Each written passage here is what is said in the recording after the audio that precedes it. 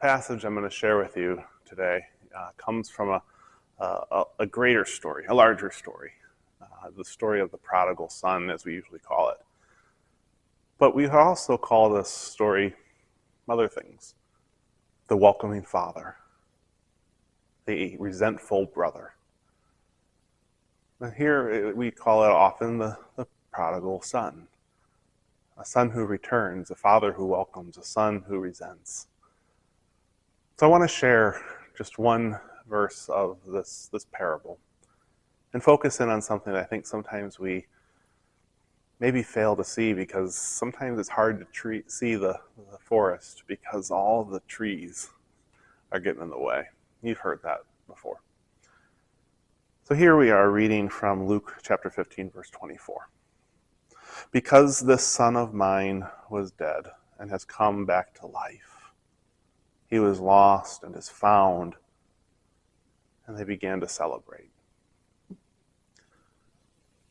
When his son returns home after having flown the coop, if you will, the father rejoices and begins to plan a party, even in the presence of his other son who has stuck around and has helped and has been like a servant to his father. The son asks his father, "Why are you celebrating? Why are you celebrating?" And here comes the answer. Because my son is home. He was lost and is found. He was dead, is now alive. And so let's celebrate. Now, parables can be deep, and they can also be just as confusing. But sometimes I think we miss out on the simple message of parables, and they can have many. But perhaps at least part of the parable of the prodigal son is this: when the son comes home, the father celebrates. As a parent, I get that. I get that. I get that deep desire to celebrate in something as good, because anything else just falls away for a moment. The hug they give you, the I love you that breaks up moments of misbehavior.